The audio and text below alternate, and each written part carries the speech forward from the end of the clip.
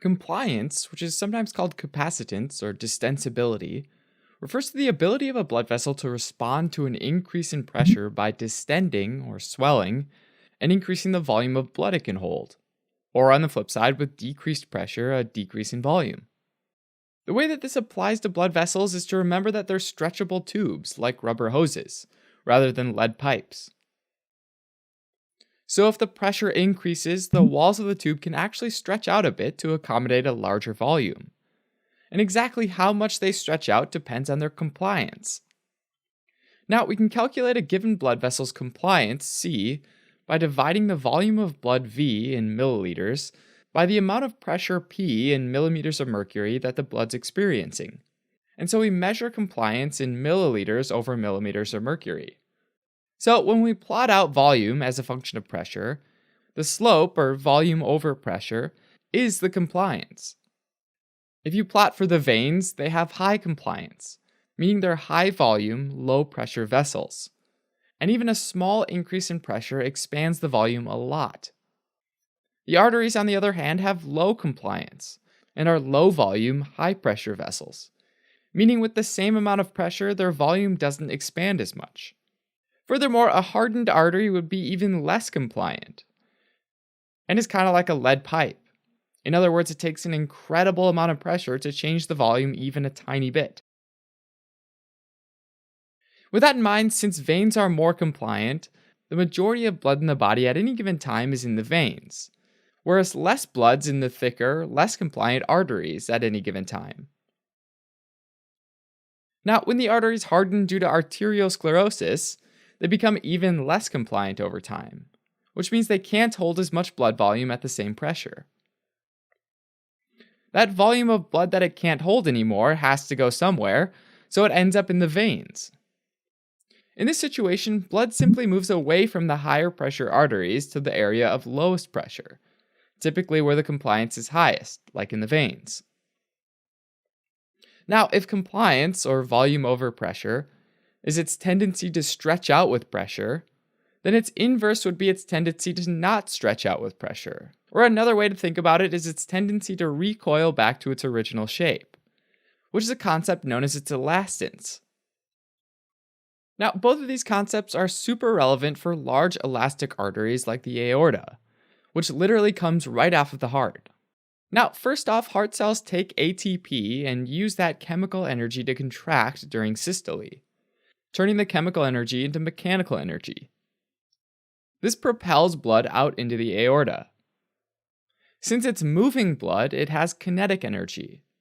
But also, since it's exerting pressure on the walls of the vessel, it also has pressure energy, which is a form of potential energy.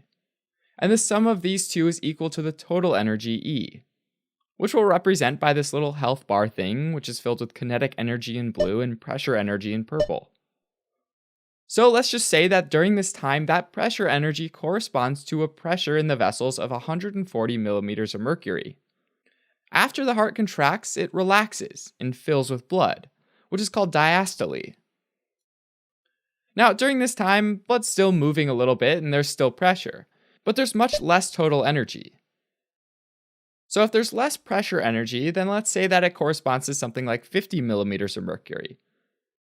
If we take the difference between the systolic and diastolic pressures, 140 minus 50, then we get 90 millimeters of mercury, which is actually called the pulse pressure. Alright, but in reality, even though the aorta is an artery and isn't very compliant, during systole it still stretches out with these high pressure contractions. And some of that volume is held in this distended space. Since the aorta is very elastic, the walls store some of that energy of contraction as elastic energy in the walls, which is another form of potential energy. Since this total energy has to be the same as it was before, that means that there's less pressure energy and kinetic energy to make way for that elastic energy. So less pressure energy means that that blood pressure isn't as high. Let's say around 120 millimeters of mercury instead. Now, during diastole, those highly elastic walls recoil or snap back, which moves that blood that was held during systole out into the circulatory system and releases that stored elastic energy, converting it back to pressure energy and kinetic energy.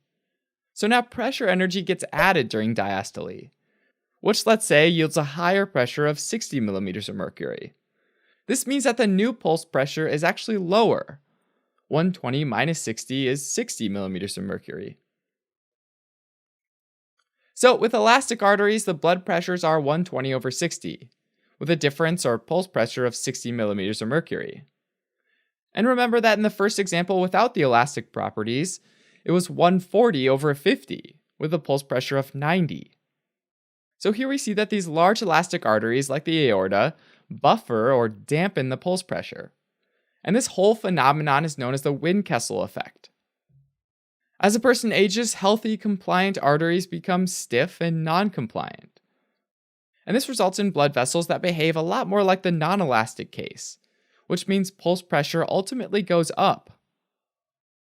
Alright, as a quick recap, compliance refers to the volume of blood a vessel can hold at a certain pressure, and this is related to distensibility.